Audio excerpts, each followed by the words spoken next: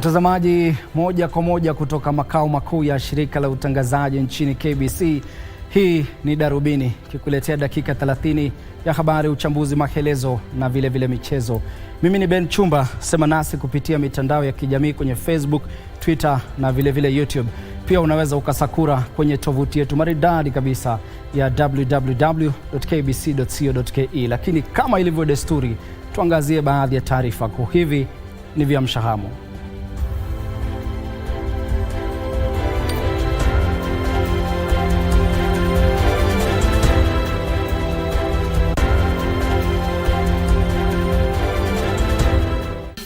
Always say that we are open to dialogue and we set up a team to carry out negotiations. Kiongozi wa Azimio Raila Odinga asema yuko tayari kushauriana na Rais William Ruto kuhusu mustakabali wa taifa. Wabunge wa Kenya Kwanza wataka wenzao wa Azimio la Umoja kurejelea mazungumzo ya maridhiano. Na serikali kuzindua operesheni madhubuti katika msitu wa Kamologon kuwafurusha majangili wanaohangaisha wakazi.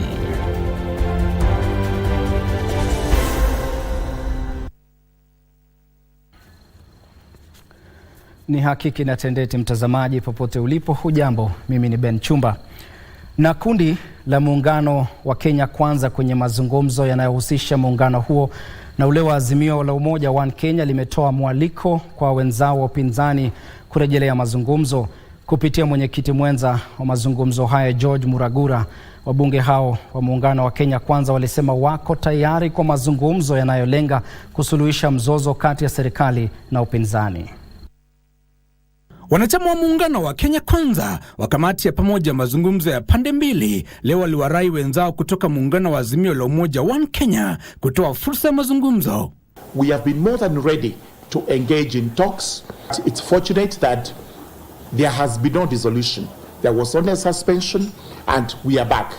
Hata hivyo, kundi la Kenya Kwanza likiongozwa na George Muragura ambaye ni mwenyekiti mwenza wa kamati ya mazungumzo ya pande mbili anashikilia kwamba mazungumzo lazima yasalie ndani ya mfumo wa kisheria. All talks must be conducted within the parameters of the law. There is nothing extra judicial, extra juridical, extra legal that we are going to do. Mazungumzo hayo yaliolenga kusuluhisha tofauti kati ya serikali na upinzani yalitibuka wiki 7 zilizopita. The issue of IBC remains the most important issue on the agenda. Wakati huo kundi la Kenya Kwanza lilishtumu wenzao wa upinzani wakiongozwa na mwenyekiti mwenza Otiende Amolo kwa kususia mashauriano. Hata hivyo, kiongozi wa Azimio Raila Odinga sasa anasema ni kundi la Kenya Kwanza lililovuruga mashauriano hayo. We have said ourselves that we don't want they have the loaf. The other times I talk about Nusumukati. We don't want any part in this government. We said that very clearly.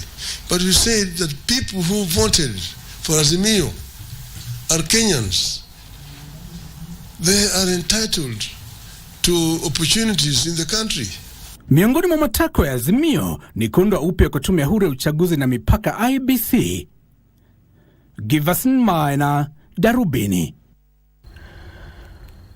Kwingineko, kinara wa Azimio Raila Odinga anasema yuko tayari kwa mazungumzo na Rais William Ruto kutafuta suluhu la kudumu kwa changamoto zinazowakabili wa Kenya. Odinga anaitaka serikali kuwapunguzia mzigo wa kiuchumi wa Kenya na kukomesha kile alichotaja kuwa matumizi ya nguvu kupita kiasi miongoni mwa maafisa wa polisi wanapokabiliana na waandamanaji. Kwenye kikao na muungano wa wanahabari wa kimataifa kutoka Afrika Mashariki, kinara wa upinzani Raila Odinga amesema juhudi zake kufanya mazungumzo na serikali kuhusu gharama ya juu ya maisha na ukaguzi wa uchaguzi mkuu wa mwaka 2022 hazijazaa matunda. In light of the information that came to light from the whistleblower, so we said in order to settle the anxiety among the people of Kenya, let us do a professional audit, forensic audit of the server in the last elections. Raila alikiri kwamba gharama ya juu ya maisha sio tu changamoto ya Kenya, lakini akaongeza serikali inaweza kuondoa mzigo huo. To request for debt relief in the form of highly concessional rescheduling of external and domestic public debts, including the debt owed to China. Kenya could have pursued comparable treatment of commercial debts. It chose to burden citizens with the taxes. Kiongozi huyo wa upinzani pia aliwashtumu maafisa wa polisi kwa kutumia nguvu kupita kiasi dhidi ya waandamanaji wanaolalamikia gharama ya juu ya maisha. We are witnessing unprecedented police brutality. We are also witnessing an unprecedented phenomenon of the state resorting to armed militia to quell protests. You have visited hospitals and morgues, and you have established that police and hired gangs have shot and killed or wounded scores of people at close range. Maandamano ya upinzani yaliyopangiwa kufanyika hapo kesho badala yake yatabadilishwa kwa magwaridi ya mshikamano kote nchini kuwakumbuka waliofariki na kuwatia moyo waliojeruhiwa wakati wa maandamano hayo. The reason why we called off tomorrow's maandamano, so that people can keep vigil and also pray. We are also going to launch a fund to help those families who have lost their relatives. Kasi cha Namasha, Darubini.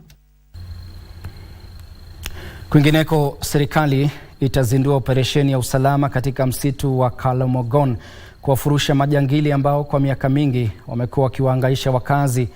Ili kurahisisha mawasiliano na kuwezesha vitengo vya usalama kufika haraka mahali wanapohitajika, serikali inajenga barabara kutoka Tangu kuelekea Kalomogon hadi Karen, iliyopewa jina barabara ya amani na ambayo inaunganisha kaunti za Elgeyo Marakwet na Pokot Magharibi.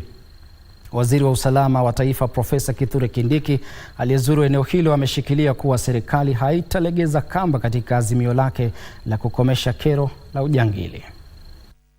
Kwa miongo mingi msitu wa Kalomogon umekuwa maficho ya majangili wanaohangaisha wakazi, lakini sasa serikali imedhamiria kuchukua hatua kuondoa majangili katika eneo hilo. Ujenzi wa barabara kutoka Tangul kuelekea Kalomogon na Karen ambayo itaunganisha kaunti za Elgeyo Marakwet na Pokot Magharibi unaendelea. Kukamilika kwa barabara hiyo kutarahisisha shughuli za uchukuzi kwa maafisa wa usalama kila wanapohitajika kwa dharura. Siku ya mateso imeisha. Serikali hii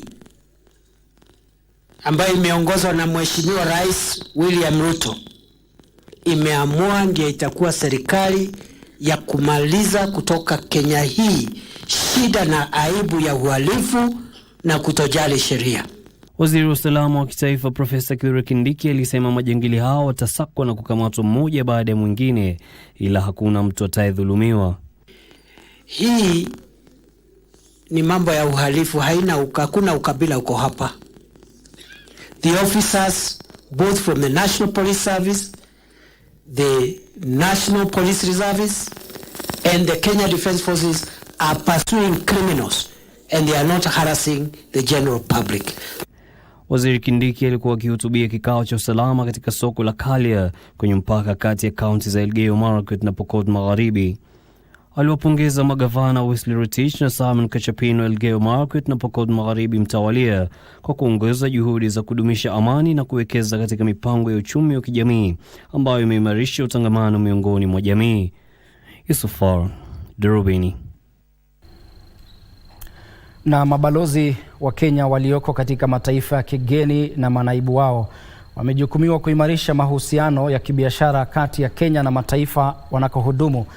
Naibu Rais Rigathi Gachagua amesema mabalozi hivi karibuni watahitajika kutia sahihi mkataba wa maelewano wa miaka miwili ambapo watajitolea kupendekeza bidhaa za taifa hili katika mataifa hayo na kuwasilisha ripoti kuhusu hali hiyo kila baada ya miezi miwili. Naibu Rais Rigathi Gachagua jana jioni alikutana na Wakenya wanaoishi nchini Italia katika hoteli moja mjini Rome. Ni hapa ambapo alisema jukumu kubwa zaidi la mabalozi wa humu nchini ughaibuni ni kuipendekeza Kenya kibiashara. All these ambassadors are going to market Kenyan produce and discuss with the host country with the business community and get the best deal for our products. Naibu Rais alisema mabalozi watatarajiwa kuwasilisha ripoti za kila mwezi kuhusu watu waliokutana nao katika juhudi za kupendekeza Kenya kibiashara na mikataba iliyoafikiwa. At the level of the ambassador, and they will be able to tell us every month. They will file a return to the PS, Ministry of Foreign Affairs, with a copy to my office and that of the President, telling us I attended this meeting with this group to market avocado. On 4th, I was with Sue to market this, and these are the results. Gachagua pia alitoa wito kwa Wakenya wanaoishi nchini Italia kushirikiana kwa karibu na idara ya kushughulikia masuala ya Wakenya wanaoishi katika mataifa ya kigeni, akisema serikali inashughulikia mbinu za kulinda mali wanayowekeza hapa nchini ili kuwahimiza kutuma pesa zaidi humu nchini. Tilio Marco, Darubini. Na kwenye taarifa ya tanzia ni kwamba watoto watatu kutoka kijiji cha Katendewa, kaunti ya Kilifi, wamefariki huku wengine 7 wakilazwa katika hospitali ya matibabu maalum ya Kilifi baada ya kula uyoga wenye sumu. Wawili miongoni mwa watoto walilazwa wamo katika hali mahututi huku hali ya wengine 5 ikizidi kuimarika. Inasemekana kuwa watoto hawa watatu walivuna uyoga kichakani karibu na nyumba yao na kisha wakasaidiwa na wazazi wao kuandaa kitoweo. Hata hivyo, watatu hao walianza kulalamika kiungulia kabla ya kupata matibabu kwenye zahanati na maduka ya dawa yaliyokuwa karibu, lakini hali yao ikazidi kudorora. Ikazidi akalala. Kesho yake asubuhi ilikuwa Jumapili, wakapeleka hospitali ya Bamba. Na kamati ya kimataifa ya uokoaji inashirikiana na serikali za kaunti kutekeleza kikamilifu sheria ya wakimbizi ya mwaka 2021 kwa ruhusu wakimbizi kupata ajira humu nchini.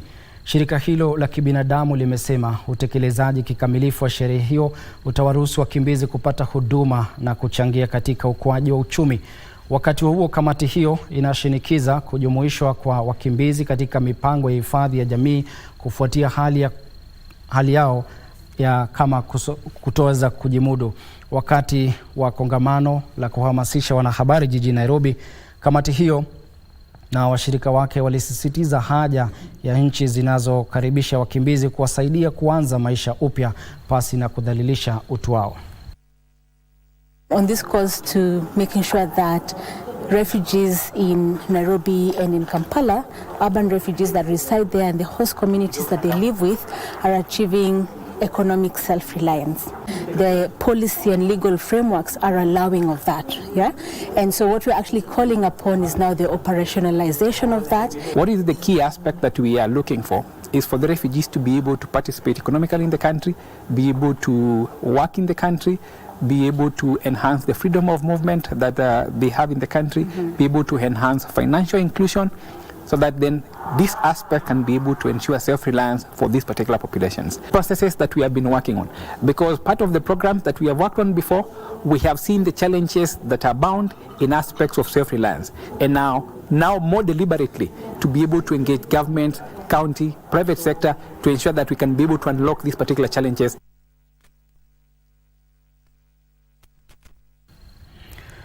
Na mtazamaji, hapo zimekatika takriban dakika 11 baada ya saa 1 saa za Afrika Mashariki hapa kwenye mitandao ya kijamii.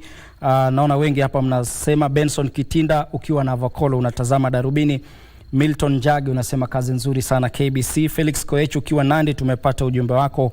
Queen kwa Town unasema pia unatazama matangazo haya moja kwa moja kupitia Facebook. Mtazamaji, usiende mbali kwani bado tumekuandalia taarifa kemkem. Statistics have come yet to see how many children are into this child prostitution. But it is happening because of desperation. Because of desperation, you find even the mothers send their children. As a country, we also have a future and a dream of our children. Because they are the ones who will inherit this country after we are born. They are the citizens of tomorrow. We need your protection. We need you to assist us in protecting these children.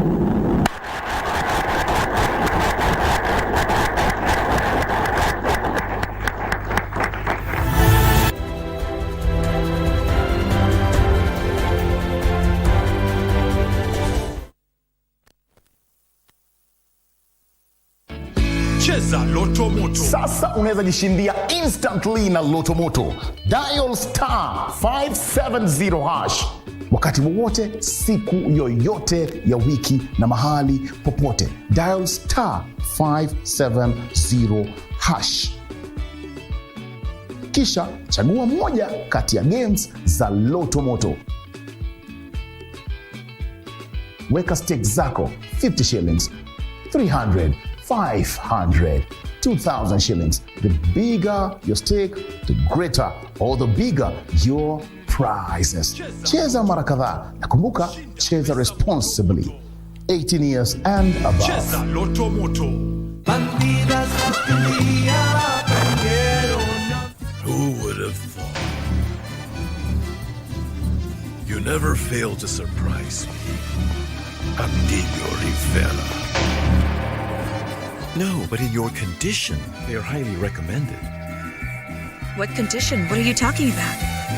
It happens to all women. It's a natural phase. It's because you were pregnant. You can't stop me from seeing Amparo because I'll do everything I can to see her. She needs to know that we are not siblings, that it was all a lie you made up to ruin our lives. Ruben. Las Bandidas.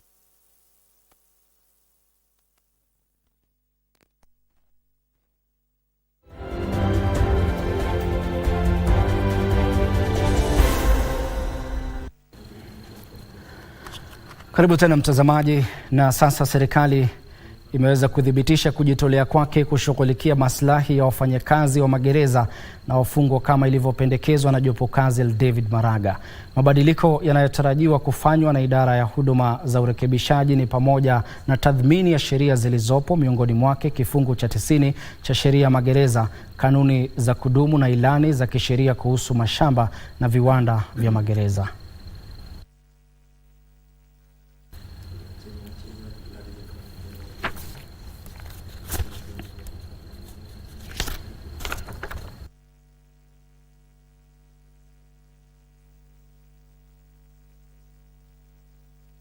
And my role as PS will be to provide the requisite leadership, direction, and environment to inspire and encourage high performance in the State Department, and to build the requisite networks and partnerships with our key stakeholders within and outside government.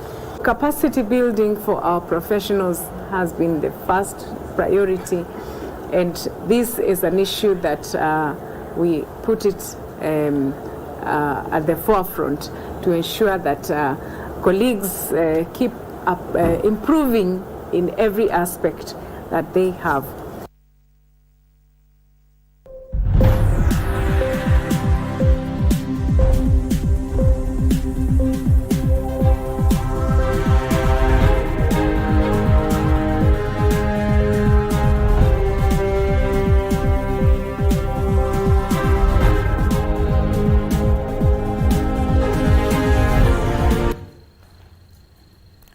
Tuangazie sasa habari za fulusi, ambapo Kenya inapania kutumia teknolojia ya kisasa na utafiti kuleta mageuzi katika sekta ya kilimo.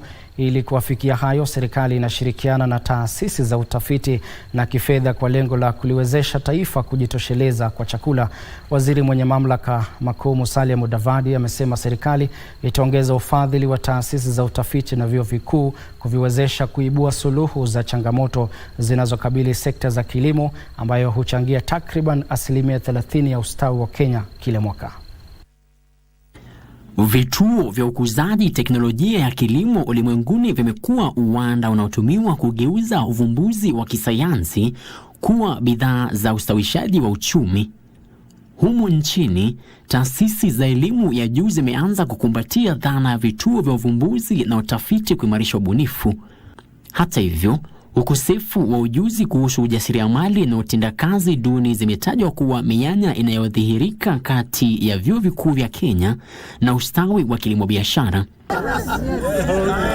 Akizungumza wakati wa uzinduzi wa kituo cha teknolojia na uvumbuzi cha Kantaria huko Upper Kabete, waziri mwenye mamlaka makuu Musalia Mudavadi alisema ushirikiano wa wadau ni nguzo muhimu ya kuleta mwamko mpya katika uvumbuzi wa kilimo. Much as innovations such as ATIC will enhance the efforts in university financial sustainability. University managements have the responsibility to protect scarce resources by putting them to proper use. Recent reports about the financial resources of universities are not encouraging, and austerity measures are called for. Kituo hicho kinalengwa kukuza na kuimarisha ubunifu wa kilimo na ujasiriamali kupitia matumizi ya teknolojia ya kisasa, hatua ambayo inafanikisha kubuniwa kwa nafasi za ajira na kuboresha uzalishaji bidhaa humu nchini. The Kantaria Agricultural Technology and Innovation Center seeks to bridge this gap by opening space for all to access the most current developments.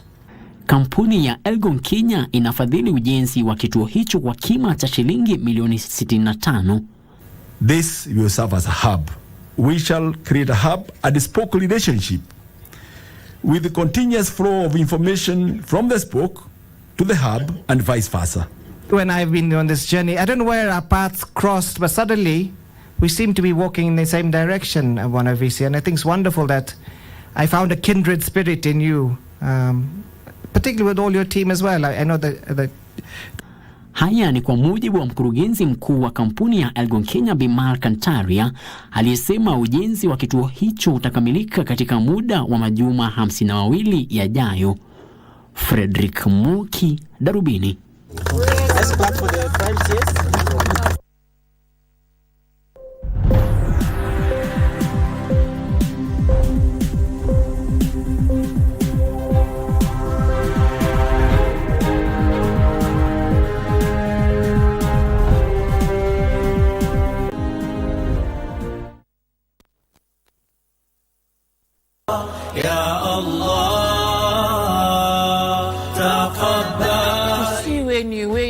kuhukumiana na tusiwe ni wenye kujaji wengine, yani kuambia tuwa encourage watu katika kufanya ibada na kuomba msamaha na kurudi katika nyumba za Mwenyezi Mungu Subhanahu wa Ta'ala. Na vile vile pia mja anaweza kutekeleza vitendo vyema sana mpaka akawa karibu sana na janna, lakini akatenda kiovu kimoja ambacho kinampelekea kupata adhabu ya Allah Subhanahu wa Ta'ala na kuingia katika jahannam.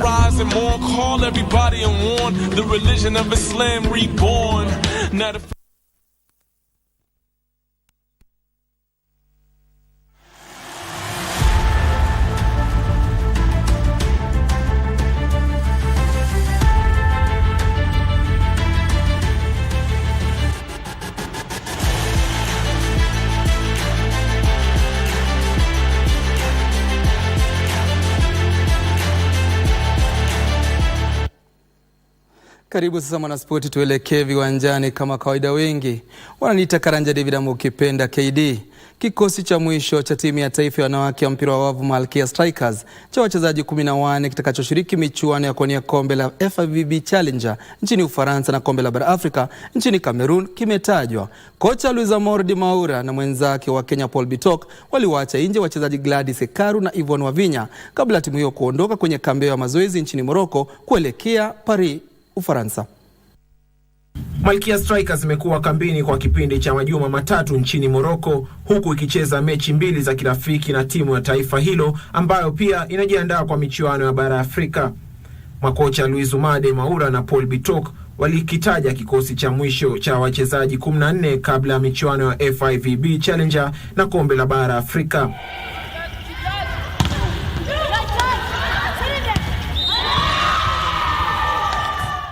It is something which has never happened in Kenya. We usually go to a competition before preparation of international friendly matches. So I believe that this year, this is a great year for us because we have been given all according to the training and according to the plans that we had. I really appreciate those who arranged for this friendly, and also for the people who are behind it all. I appreciate them because it's not easy, and this one will give us that energy of working hard and playing hard. Kenya itacheza mechi yake ya robo finali na kuwania kombe la FIVB Challenger dhidi ya Colombia Alhamisi hii nchini Ufaransa. Baadhi ya wachezaji wapya waliojumuishwa kikosini ni Rose Magoi, Lois Simiu na Juliana Namutira. Wachezaji wazoefu Masi Moim, Sharon Chumba, Edith Wisa na Lorraine Chebet pia wameshirikishwa kikosini. Wachezaji Gladys Ekaru na Yvonne Wavinya waliwachwa nje ya kikosi hicho. Michuano ya kuwania kombe la FIVB Challenge yamevutia mataifa 8 wenyeji Ufaransa, Mexico, Vietnam, Kenya, Colombia, Uswidi, Ukraine na Croatia. Tukisonga mbele ni kwamba timu ya taifa ya raga ya wachezaji wasiozidi umri wa miaka 20 iliandikisha ushindi wake wa kwanza baada ya kuilemea Hong Kong China kwa alama 22-16 kwenye mechi ya mwisho ya kundi ba ya mashindano ya dunia katika uwanja wa taifa wa Nyayo, wakati wa Zimbabwe ilishinda mechi yake ya kwanza kwenye mashindano ya raga duniani tangu mwaka 2012 baada ya kuilemea Marekani kwa alama 38-37. This is Kenya, who've got the red jerseys playing against Hong Kong. Try mbili kutoka kwa Michael Duor ziliwezesha timu ya Kenya kujihakikishia ushindi wao wa kwanza katika mashindano ya mwaka huu. Try ya kwanza ya Duor iliipa Kenya uongozi baada ya dakika 5 kabla ya Eddie Wambugu kufunga conversion na kuhakikishia Chipu alama 3 za penalty. Easy. Try. Hata hivyo, mlinzi wa Hong Kong Dylan McCann alipunguza pengo la alama kupitia kwa mkwaju wa penalty dakika 2 baadaye baada ya nahodha Taylor McNutt pangua safu ya ulinzi. Violations as they keep the sport clean. Oduor alifunga try nyingine kabla ya Patrick Wenyaina kufunga conversion na kuwapa Chipu alama 2 kabla ya McCann kufunga penalty katika dakika 57. Kolo Molo alifungia Kenya penalty na kuhakikishia ushindi huo dhidi ya Hong Kong China. Has been called is holding on, and I'm sure what Kenya will do is scratch and kick for touch. And on Sunday at noon, Kenya versus Zimbabwe for position 5 and 6. The odds phase by phase. They know that. Wakati huo Zimbabwe iliilaza Marekani alama 38-37 na kuandikisha ushindi wao wa kwanza kwenye mashindano ya raga ya dunia tangu mwaka 2012. Zimbabwe itamenyana na wenyeji Kenya siku ya Jumapili kwenye mechi ya kuwania nafasi ya 5, nayo Marekani chuane na Hong Kong China kwenye mechi ya kuwania nafasi ya 7. Kingori Mwangi, Darubini Michezo. And they're not wasting time on it. Kwa mbali nimeisikia sauti ya Daniel Wahome ukipenda Kiros.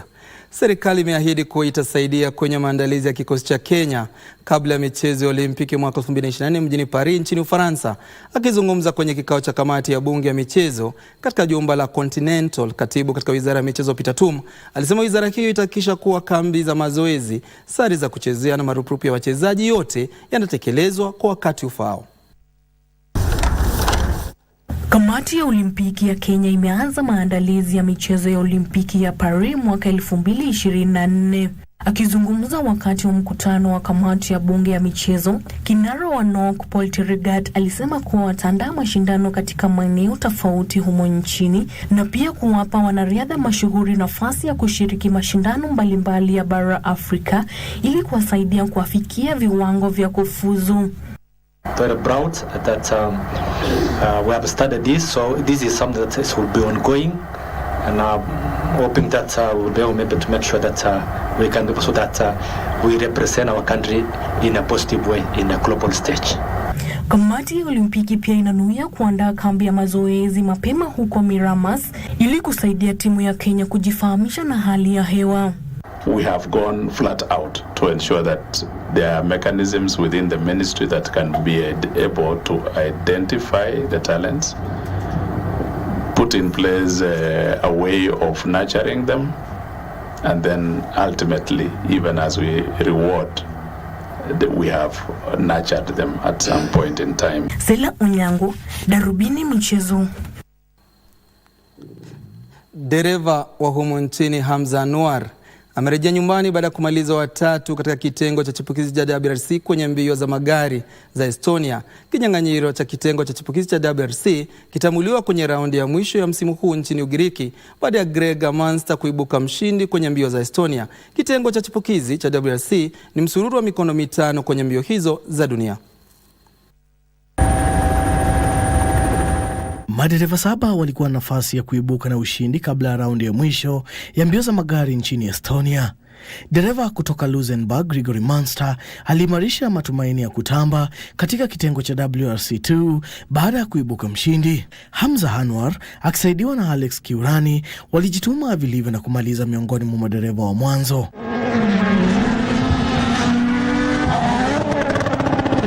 Kinara wa msururu huo William Creighton alikabiliwa na wakati mgumu kwenye mbio za magari za Estonia, huku ubingwa wa mbio hizo ukitarajiwa kuamuliwa kwenye mbio zitakazoandaliwa nchini Ugiriki mwezi Septemba. Kitengo cha chipukizi cha WRC ni msururu wa mikondo mitano kwenye mbio za dunia. Mbio za magari nchini Uswizi zilikuwa za kwanza, kisha zikafuatiwa na mbio za Croatia, Italia na Estonia, huku mkondo wa mwisho ukitarajiwa kuandaliwa mwezi Septemba nchini Ugiriki. Hamza Anwar anashiriki kwenye msururu wa mbio hizo baada ya kushinda mbio za ARC mwaka 2022. Daniel Mwendwa, Darubini Michezo.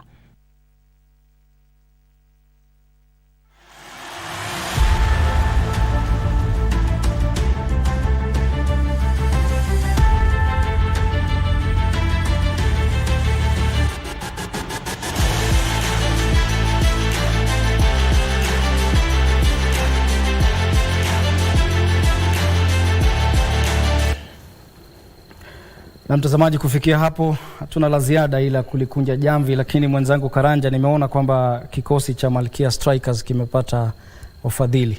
Kauli yako ni gani kuhusiana na?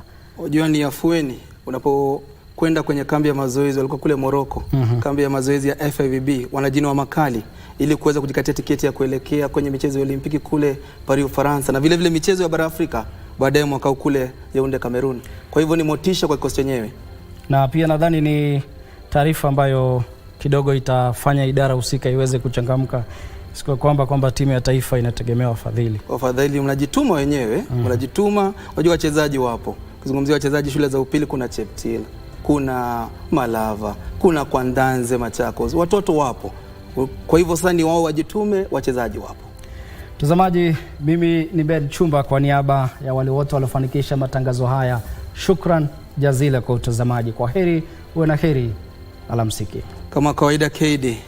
Bye bye.